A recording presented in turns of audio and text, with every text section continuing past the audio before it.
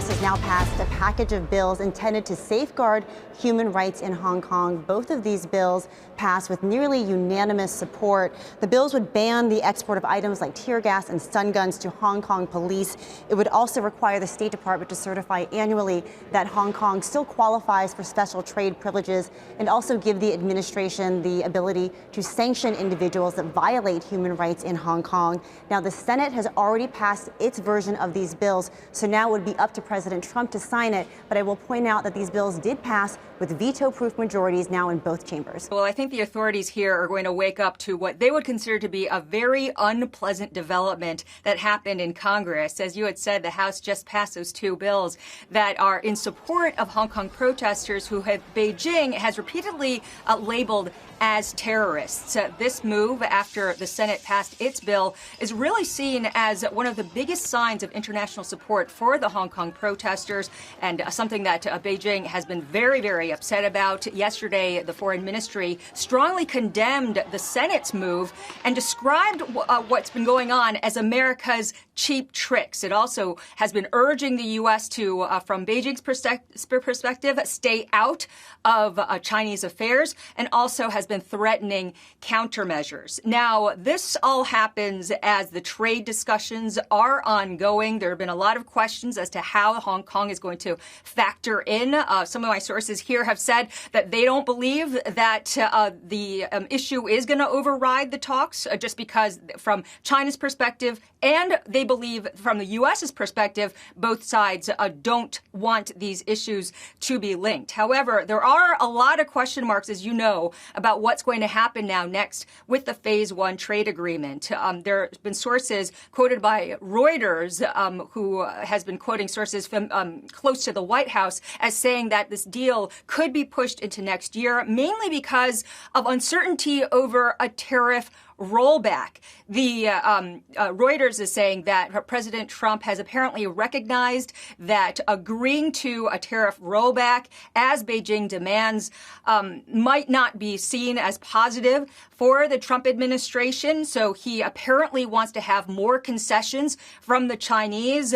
But I could tell you that from the Chinese perspective, there is going to be a lot of pushback about that. Just based on my conversations yesterday with several Chinese academics who some of them who advise policymakers, there's a feeling here in China that China is the one that has given up too much already, and that they have been doing things such as purchasing agricultural products from the United States already. And from China's perspective, they feel that the Trump administration is the one that needs to make the next move in the form of a phase out of tariffs. Melissa? All right, Eunice, thank you. Eunice Yoon live in Beijing for us. And speaking of trade, take a look at how trade tensions rock stocks today. The Dow started off on a lower note. Then that trade headline hit around 1 p.m. Eastern time. You can see the sell-off had intensified there. At that moment, the Dow was having its worst day for I think this month, excuse me.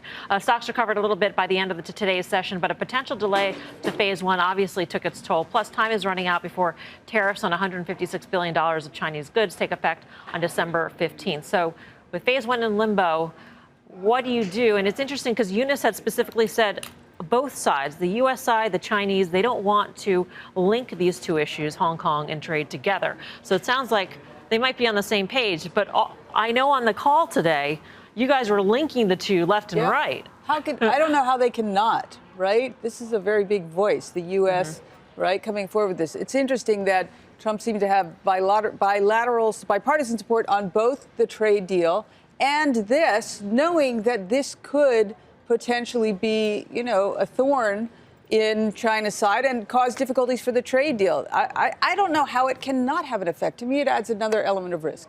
Yeah, so, the longer we wait to get a trade deal done, the more difficult it's going to become for us to hit the $181 consensus earnings target for next year on the S&P, right? In my opinion, we need to have a full trade deal done in order for us to hit those numbers. Beyond Phase 1? Beyond Phase 1, and it probably needs to be done somewhere around the end of the first quarter, because it's going to take a little while for the companies to actually generate the earnings that they need. So they'll really be loaded towards the back half of the year, right? At this rate, I would think that you don't think that we will hit that number on the S&P earnings then. If you're thinking that we need a full trade deal by the end of the first quarter, and here we are not even making much progress on Phase 1, and it's practically December, I mean, that would be really optimistic on your Correct. part, Mark, to Yes. think full trade deal end of the first quarter. Right. So if it doesn't happen, then we're looking at 172 to 175. So those expectations are going to come way down. And all I'm saying is that in order for us to hit those numbers, I Right. do believe that we have to get a full deal done, not just a phase one. Obviously, phase one is the first step, and it's an important Sure. step.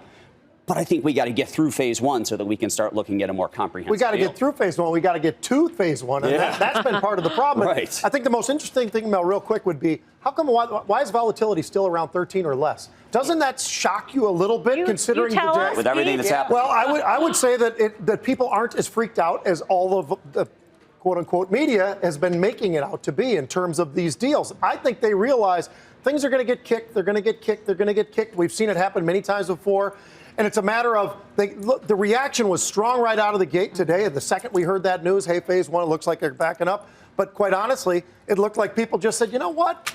This is just going to keep on moving forward for us. You have to say what you want. I mean, the Trump administration has done a masterful job in speaking to the market. And, you know, here we are. The S&P is effectively at all-time highs in a situation where March is when this started. We're in mid-November now. Tariffs are 3 weeks away. And to Pete's point, with a 13 VIX, the market's saying, you know what? We don't really care.